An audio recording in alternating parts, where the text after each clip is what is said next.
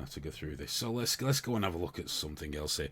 We're going to look at Ilhan Omar. That's right. Everyone's favourite Democratic terrorist supporter. The New York Post reported on Tuesday there's kind of a high-profile divorce going on.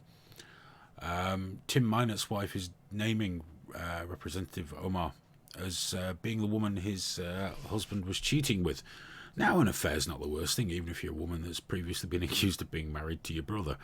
No, it's this part at the top. Nearly one of every $3 spent on Ilhan Omar's campaign has gone to her alleged lover's firm. Now, there's been some of this in the past. It might have been the same thing. But of the $145,406 reportedly earned by the E Street Group during the 2018 campaign cycle, $62,647 came from Omar's campaign. And it seems that, the allegation is that Ilhan Omar was having a bit of, the extracurriculars with this chap. Which is fine, it's cultural diversity, it's cool, why not? People have affairs. I might not agree with it, but people do it. Good for them. But to give them lots of money as well, that's probably naughty if you're in government. Now, doubtless this will be overlooked. But there's a Twitter account for a chap we tried to get on the show. He agreed to come on and then went quiet because he really blew up. And it's Imam Muhammad Tawhidi.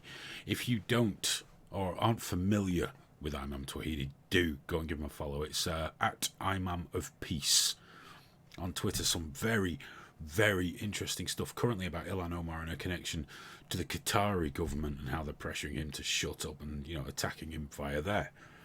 Very, very interesting stuff. I think there's some more on the way, actually. But you see, Imam Tawhidi, obviously, he's having a bit of a ruck with Ilhan Omar. Now, he's done a blog on the Times of Israel. Ilhan Omar calls for the protection of a notorious terrorist organisation. She made a tweet.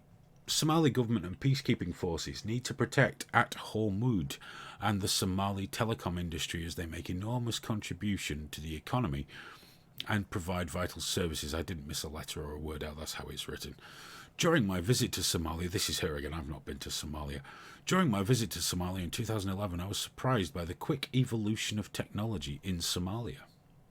Points for how many times you can say Somalia in a tweet there, I suppose. But this thing, peacekeeping forces, asks Imam Tawhidi. Mrs. Omar has publicly called for the protection of Hormuz, yet Hormuz Telecom has been mentioned as a sponsor of terrorism. Not once, not twice, but many, many times. He just looks like a wrong un, doesn't he? Not being racist, but the ginger beard doesn't sell it, because we all know about gingers. We all know.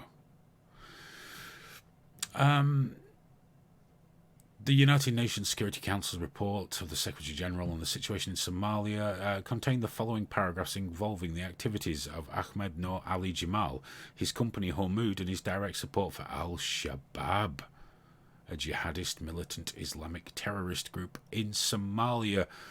If you aren't familiar with Al-Shabaab, do look them up. What a bunch of party fun guys they are.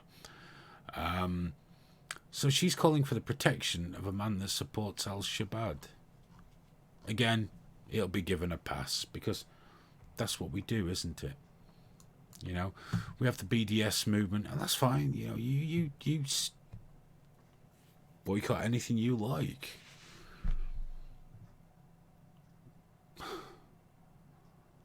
But why are the people boycotting it and supporting the BDS movement openly supporting other regimes that are equally or far more brutal? Now, this isn't whataboutery on my part. It's not a case of, well, if you do that, you must do this. If you do this, you must do that. No. If you're a public figure, especially a politician, and you're saying, I don't like what Israel does, BDS, boycott, divest, sanction, whatever. Okay. You better make sure there's no skeletons in your fucking closet, though, because if you're supporting the Qatari regime or a bunch of fucking terrorist nutcases in Somalia, it doesn't look great. It's not a good look. I would go as far as say it makes you look pretty fucking bad.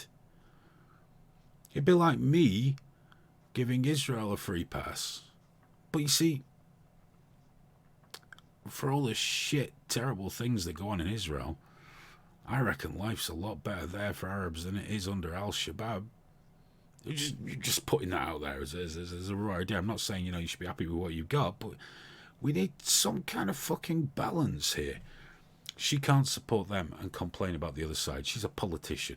You can do that. I can do that. It's our personal, private opinions. We can hate, love, not care about whatever we like, just as I don't really give a flying fuck what happens in Israel. What would I? I don't live there.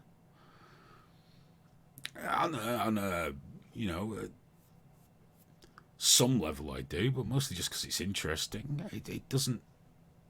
Because I'm not there, but as a politician, you can't do that shit.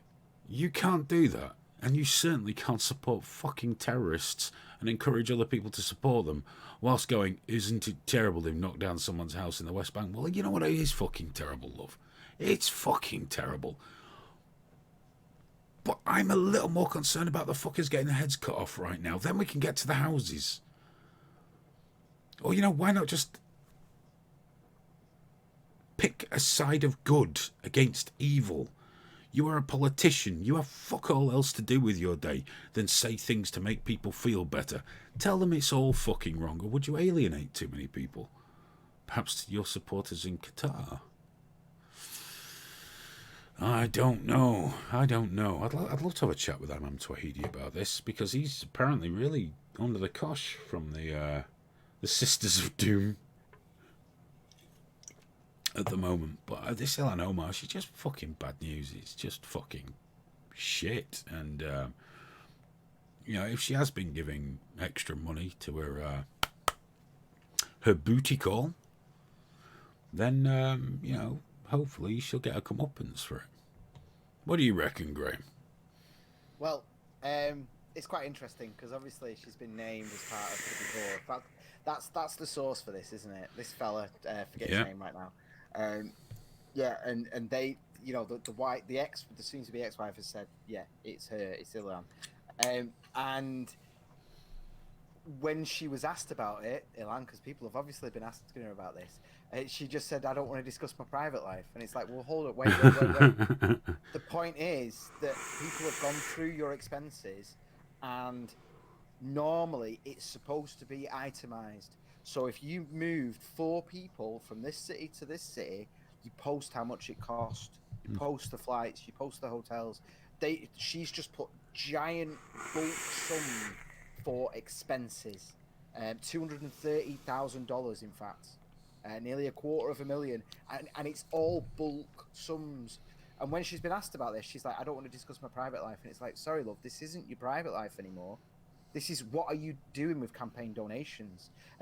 The other side to that, though, is in one interview I saw when she was actually being asked about it, she just started talking about being a refugee and all this shit. And it's like, whoa, let's bring it back, right? Just put the shields of intersectionality down. I'm sure you've had bad shit in your life. We all have. The world's a terrible place. But can we just talk about that? Like, why were you not, like, the squad, for all their, like, oh, we need to stop all the dark money and everything.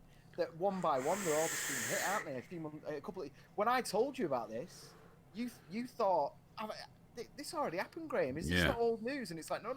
This is another squad member. The other old news is something very, very similar. Only it was $1 million. AOC. That's it. AOC. It was one of those, like when I caught it earlier, and I said sorry, I didn't notice that a little bit ago, but. It was one of them where, some part in my damaged old man's boomer brain was turning over going, hey, mate, you've read something about this in the past. I just can't actually tell you what it was right now. Isn't it amazing, though, eh? A socialist misappropriating people's money. Who would have thought for it? Their own immoral wants and sinful desires. Who would have thought that was possible? Who would have thought that was possible? This is probably the first time in history. This is epic. So how do you think the BBC is covering it? Have you seen this on the BBC yet? Have they even mentioned it? I'm quite surprised. It's amazing. Google is running full cover. So if you Google Ilhan Omar, and even if you click the news tab there, you might find a little bit of this down. But no, they're talking about a tweet she put out, and it was a threat apparently. I say apparently because they've been caught faking these. It is literally just a Word document printed saying you're not going back to Washington. Your life will end before your vacation ends. Blah blah blah. It's a standard death threat. Every single congressperson gets them. Every single one of them gets them. So the BBC are covering that. And right at the bottom, and you know, I can't remember the percentages now, but like it's something like half of people only read the headline. And then Of course. Then they just bugger off. Yeah, no. There's a massive chunk that only read the first 2 paragraphs, and then they just I've got the gist. I know what it is. So you know, the BBC, their headline is Ilhan Omar reveals racist threat to shooter at state fair. They could run this story about any congressperson at any point ever. And then all it is literally like Somali refugee, and everyone's like, oh my god, she's so brave. The squad. Then there's a picture of a security, big guy behind her. Oh, she's got security. And then the very, very last line, they talk about people that have had fights with her. They talk about Trump harassing her. They talk about all this other stuff. And then right at the fucking end, right at the end, just above related topics, it says, Miss Omar has denied an extramarital affair and declined to discuss her personal life in an interview with CBS Minnesota. That's it. There's a fucking surprise. Where's the actual fucking receipts that people have looked at? Freedom of information. They've looked at her actual expenses and gone, what's going on here? She's bent as a 3 bob. No, there's no 2 ways about it, like most socialists, you know. But AOC got away with it. She'll ride it out. That's the way this shit works, you know. Of course. Hey, try it, guys. If anyone's watching, try it. Google Ilhan Omar and you'll see what comes up, man. You've got the BBC, you've got CNN, you've got all that. Like, there's one here. There's one here that's just popped up. I just did a research of it. How Ilhan Omar inspired me to start wearing a headscarf. Great. Someone's been inspired to start wearing a headscarf. That's was that from HaydenHewitt.com? No, it's Israel National News. But they're running phenomenal cover. Top hit is BBC, racist threat. So here's the problem, right? When anyone who isn't completely enamored by this woman is talking about her, and when they, you know, so they might do a tweet. This is how the game is played. They might do a tweet saying Ilhan Omar can fuck off, and you might see that and be like, you know, she's a corrupt, bent dick. I can't wait till she's out of, you know, until she's not there anymore or some shit like that. Then you might be like, oh, what's going on? Gossip. And then you Google it and you see that she's been getting racist threats. So the person that saw your tweet having a go at her is then going to connect it like, oh, well, is that person a racist? Why would they hate her for this? Why would they hate her for getting racist abuse? Unless they agree with the person. And this is how the game is played. Nobody's directly lying. They're just framing the truth so phenomenally wonky. You know, it's like something out of Alice in Wonderland. It's not going to stop. Right,